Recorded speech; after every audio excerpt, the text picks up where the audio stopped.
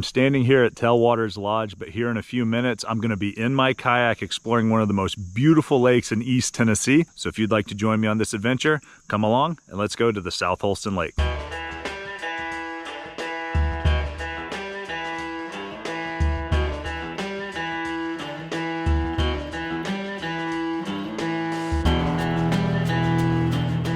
So guys, it only took me 12 minutes to get here to the boat ramp, and it is a beautiful day to do some kayaking out here on the lake. So let's get it launched and let's go have some fun.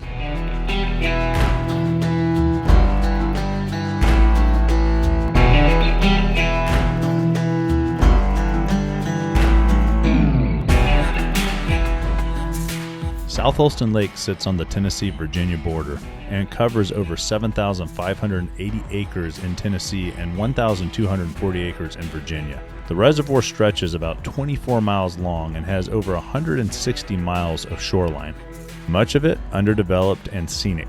South Holston Lake is surrounded by the Cherokee National Forest and Blue Ridge Mountains, making it a destination for both anglers and outdoor enthusiasts. And I have to add, this is a world-class fishery for smallmouth bass. Today is a beautiful day here on the South Holston Lake. This is my first official kayak video out on this lake, so it's all brand new to me. I would love to catch some fish today, so I brought a bluegill rig as well as a bass rig. So we're gonna try to target some smallmouth as well as some big panfish, and who knows what else we may find. Let's go around, let's have some fun. For those of you who don't know, I help manage the Tailwaters Lodge YouTube channel, and I have had a ton of fun over the last few years creating content for them as well. So if you have not gone over there and subscribed to the channel, I hope you will. That'll really help me out and I would appreciate that. Today is a very bright and hot day, so the first thing I'm doing is I'm going to the back of a cove where we've got some shade, and that's where I'm going to start this trip because honestly, I just want to get out of the sunlight. For those who are interested, I'm using a 6-foot ultralight rod, 4-pound test, a 1-gram finesse jig head, and a 1-inch smelt gulp minnow. All we're going to be doing is just letting the wind slowly push us, because it is slowly pushing us. We're just going to work different sections of the bank here. The goal is simple. We just want to put it in front of some bluegill or some red ear or some crappie or just something. Oh, there we go. Just had a nibble as it was dropping, guys. And that's exactly what I'm talking about. You never know what little eyeballs are going to be looking up as the bait drops, and a lot of times I have to double check and make sure everything is even still there, because a lot of times I'll rip that plastic right off. Guys, all I'm doing is reeling in nice and slow and then dropping it down. Fish on. There we go. There's our first good size panfish of the day right here. Nice. All right, guys, so we've got a decent bluegill. Not bad at all. That's what I'm talking about. You know, when I come out to these spots, I like to see these hand-sized bluegill. There are a lot, and I mean a lot of bluegill. The trick is getting to the mature ones before these little ones grab a hold of them. But like every cast with this little gulp minnow on the way down is getting nailed. There we go, fish on. That's a good one. There we go. That's a good fish. There we go. Anytime they nail it like that, that is just fun. But guys, we just basically got a troll motor here. We're drifting down. The wind is our troll motor. And I'm just flipping it into little pockets, and I'm watching my line. And as it drops down, the line jumps when fish bite. There we go, fish on. Oh, there's a good one right there, guys. Nice. Man, look at the beautiful red-breasted sunfish here. That is a gorgeous fish. There we go. This area we're in is just loaded with panfish, and they are just absolutely beautiful. All right, let's go right back in here again, guys. They are just thick down in here. All I got to do is put my finger on the line and lift up. There we go. And then we just gotta, oh, it's a good one. Oh, it's a huge one, guys. It's huge. Look at the size of that panfish. Oh my goodness.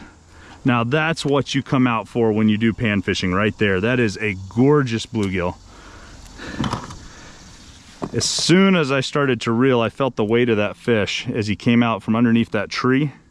And oh my goodness, he absolutely crushed it. Oh, what a beautiful fish, guys. This is such a fun way to fish. Let's let him go. See if we can get another one that size. I hope so. You know, when I've never come and fished at a place before, this style of fishing will at least get you numbers and get you on the board. And I cannot express to you just how much fun it is when you get on a bite like this. You drop your little swim bait down into a pocket just like this and you watch it. There you go, it just got nibbled again. Fish on. Let's pull them out of there. I mean, it's just every single cast, it's a fish now. And it's not taking long at all. And that's the beauty of this style of fishing.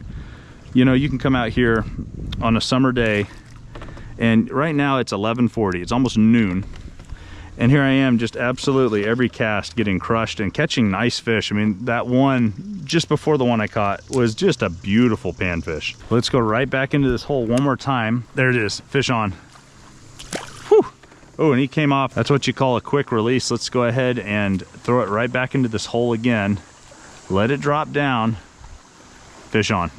Look at that, guys. It is just a massive school of fish right in there.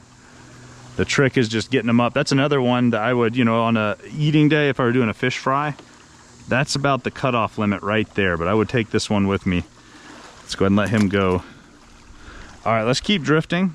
We could work that same hole all day, but of course I want to have fun and explore everywhere, not just one spot. So let's keep on drifting. Let's see what else we can find as we work our way through. I'll go ahead and put my finger on the line. Oop, it's already gotten hit again. Guys, there are bluegill thick down in there. Fish on, look at that. I mean, just every single cast is a bluegill. It is unbelievable. That one actually got it, he choked it. We're gonna have to use the pliers to get that one out. Luckily, I brought my tiny little pliers with me today by Orvis, just for this style of fishing, right? You know, if I was doing any other fishing, I would bring bigger, stouter pliers, but for panfish, these little delicate pliers get the job done without harming the fish and tearing up his mouth, things like that. Let's try these rocks over here. We've got less trees and more rocks, but you know, bluegill love rocks as well. So as we kind of lift it, what we'll do is pull it and drop it, pull it and drop it into each shelf of rock and see if anybody's home. Fish on. Oh, there we go. We got our first bass. I knew it was just a matter of time. We've got a lot of smallmouth in here. This particular one has what appears to be an old injury where something tried to eat him. But nonetheless, here's our first smallmouth. He hit right off of those rocks, which I was just thinking to myself, looks like a good bass spot. And there you go.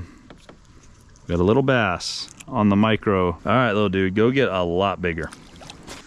Still into all that cover over there. There's a bunch of down trees, so that could, oh yeah, fish on. Goodness, that hit so quick, guys. Hit on the surface. Yeah, just a little bluegill, but man, he didn't let it drop at all. As soon as it hit the water, he was on it. That was amazing. Let's see if he's got any buddies that are that aggressive. That was pretty nice. Guys, I was just watching my line and it took off like a missile. There it goes again, fish on. Bigger fish.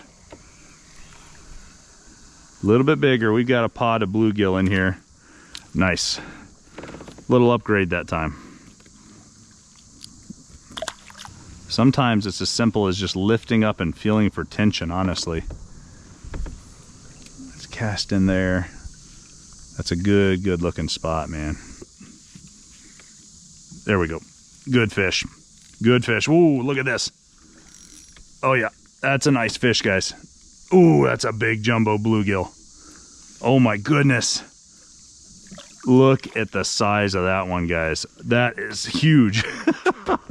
We are getting into some jumbo panfish today. Oh my goodness. Oh, this is such a fun bite. There he goes, back into the water. Man, we're getting into him. Let me push away from the wall a little bit.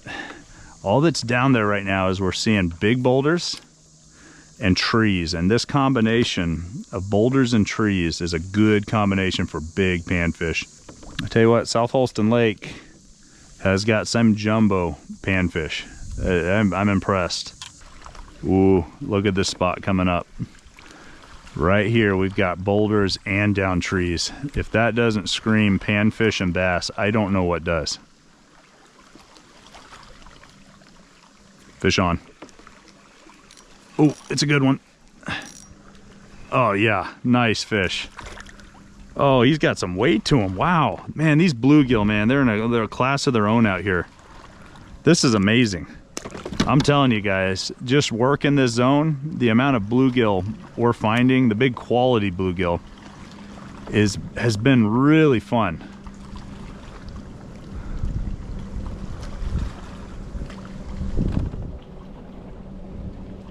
Fish on. Got another good one. Look at that.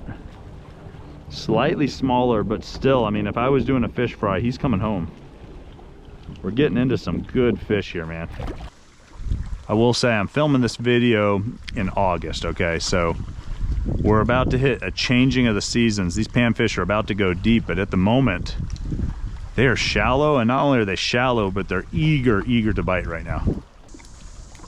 Okay, there's something. Oh boy. What do we have here? It's not fighting back, guys. It's our first, there we go, first stick fish of the day. Beautiful, it's a tree pounder. Let's go ahead and get him off. Get back to it. Boy, I wish that weight had some fish with it. That would have been a fun fish to fight with the Ultralight.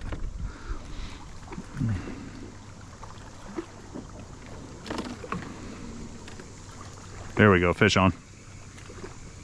What the heck is that? It's the smallest green sunfish I've caught ever. Hey, give me back my minnow. Look at that little guy. Go get bigger. Oh my goodness, guys. You just never know what you're gonna hook out here. That's our third or fourth species of the trip. And all we're doing is we're just ultralight fishing, having ourselves a good time, letting the wind dictate where we go, and that one just happened to drop right into a green sunfish's mouth there. Tell you what, guys, the color of this water is so pretty. It's cool, it's clear. It's a pretty lake, not surprising. 12 minutes from the lodge, you can experience as much lake life as you want. If you just, you know, if you've had your fill of the river and you've caught all the trout you want to catch, you can come up here and catch bass and bluegill to your heart's content. All right, here we go. Let's just drop it down next to those trees. Yep, fish on. Let's get him out of there. Didn't take long, guys. I mean, as soon as we pulled up to these trees, fish on. Oh man, and he took my minnow. Can you believe it? Look at this down tree right here. Let's get just a little off to the side and let it drop. I bet you there's, yep, there we go, fish on. I knew it. It's like, man, you know there's just fish hanging out there ready to ambush. This little bluegill nailed it quickly too. There it is. Fish on. Let's get it out of that cover. We got to reel some of these fish in quickly, because if we don't, they run right toward the cover. I mean, this spot is loaded, guys. Every cast, whew, nice little panfish. I mean, every cast, I'm getting just smoked. And it's honestly, I'm watching that line, and as soon as it goes tight, just a little bit, I know, fish on. Yep. Let's pull it out of there. Oh, he's got a good fight. That's a decent bluegill right there. Heck yeah. That would have gone in the keeper pile. They took it, guys. So that is the last gulp minnow of the day for my ultralight fishing, which was a ton of fun. I'm not gonna lie, that was a lot of fun. All right, well, let's see what else we can do. All right, guys, well, I've just attached a spinner to a 1 ounce weight. It's kind of like a Carolina rig, and we're gonna do a little trolling because I don't want to quite leave yet. I'm having a fun time, so let's cruise around the lake, let's explore, and we'll just happen to have one spinner behind the boat because you never know what's gonna bite, and hopefully something hits. We'll see. All we're gonna do is check our drag to make sure if a fish does hit that has a little bit of give. That's good. And we're gonna stick it in our rod holder just behind the boat, and now we're gonna cruise around and have a good time.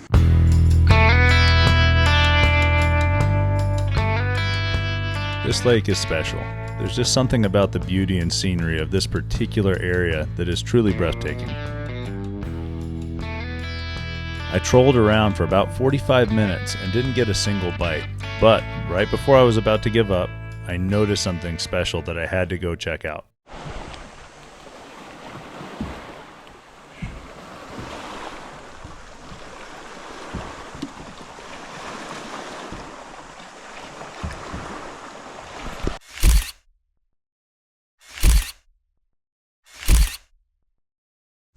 So guys, there's this little green heron. He hung out with me for probably 15 minutes. So I got some beautiful shots with the SLR. That was so cool. This is the reason that I bring the camera with me on these trips, because you just never know. I actually passed that bird while I was trolling, and he was so calm as I passed him that I reeled in everything, and I just turned around, came right back, and got to photograph him no more than, 15 feet away with a 600mm lens.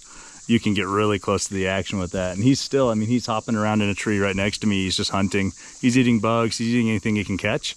But wow, you want to talk about a cool experience? That was awesome. I had so much fun today. This was just an awesome experience. My first time really coming out here and fishing this lake properly. I caught some fun panfish. I caught a little smallmouth. Got to photograph a green heron, did a little bit of trolling, and just had a lot of fun. So if you are visiting here at Tailwaters Lodge, I hope you'll check this place out. It's no more than 12 minutes away from the lodge, and it is just such a beautiful place. That being said, if you'd like to see the sister lake to South Holston Lake, I've got a really good Watauga Lake video right here. Or if you prefer to see me in the kayak catching big striped bass, I've got another one right here. Till next time, tight lines.